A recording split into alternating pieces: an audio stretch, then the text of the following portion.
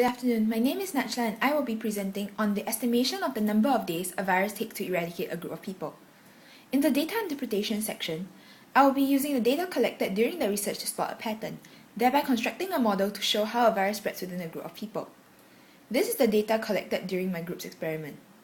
To find out how fast a virus will eradicate a group of people, we must first find out the number of days the virus will take to infect a group of people. From the total number of people infected for the first 4 days, we can observe that the number of infected people double after each day. Therefore, we can conclude that the number of infected people after each day can be represented as y equals 2 to the power of x, where y is the number of people affected and x is the number of days. To find the day where all 32 people are infected, we simply substitute y equals 32 into the equation. Therefore, we will find that 32 equals 2 to the power of x is the same as x equals log base 2 32, which equals to 5. Therefore, it takes 5 days for 32 people to be infected by the virus. The number of people infected with each day can also be represented by an exponential graph.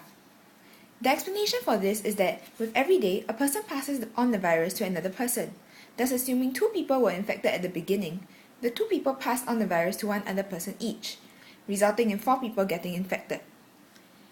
The 4 people then pass on the virus to another person each, causing 8 people to be affected. This process repeats until all 32 people have been infected.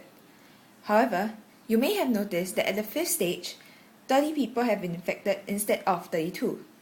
The reason for this is because on the 5th day, the 2 people who were already infected on day 1 have gone through 4 days of infection and are now in the dead category. The number of infected people on day 5 can be represented by the equation y equals 32 minus 2 to the power of x minus 4. This equation applies to the number of infected people from days 5 to 9. Here is a graphical representation of the equation.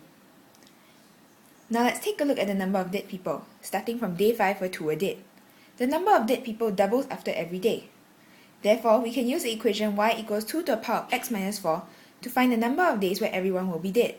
By substituting y equals 32, we find that 32, or 2 to the power of 5, is the same as 2 to the power of x minus 4. Since 5 is now equal to x minus 4, x equals to 9. Therefore, it takes 9 days for the virus to completely eradicate a group of 32 people. The explanation here is a graphical representation. The explanation for this trend is that at day 5, the 2 people who were infected on day 1 have gone through 4 days of infection and are now dead. At day 6, the 2 people who were first infected on day 2 are dead as well, and there are now 4 dead people. At day 7, the 4 people who first infected on day 3 are dead as well, making 8 people dead. This process repeats until all 32 people have died. To construct this model, test tubes filled with water were used to represent humans. Hydrochloric acid was used to represent the virus, and universal indicator paper to indicate the presence of the acid or virus. The exchanging of substances in each test tube represents 2 humans coming into close contact with one another. This model can be used to model the spread of an epidemic in a community. The equation y equals a to the power of x, where a is the number of people the virus is spread to each day and x is the number of days, will show how many people will be infected after a given number of days. The equation x equals to log base ay, on the other hand, will show how many days it takes for a virus to spread amongst a given number of people. As with every model constructed, there are definitely assumptions and limitations. Here are some of ours. For the sake of this assessment, no 2 infected people will come into contact with each other. This because by ensuring that no infected people come into contact with each other, the probability factor of 2 infected people coming into contact with each other in a group of 32 people is removed.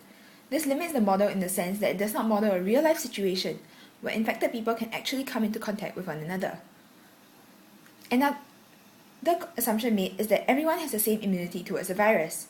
In real life, however, different people have different types of immune systems, and some types may be more resistant towards a particular type of virus.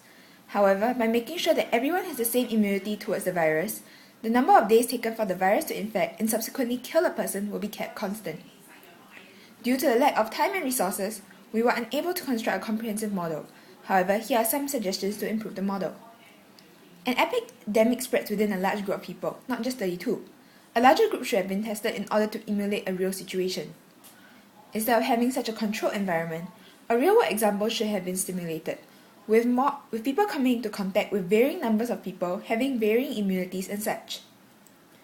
In conclusion, the way an outbreak spreads is controlled by the equations a equals a to the power of x equals y and x equals to log base ay. In this model, it will take 9 days for a virus to eradicate a group of 32 people. Here are the references. Thank you for watching.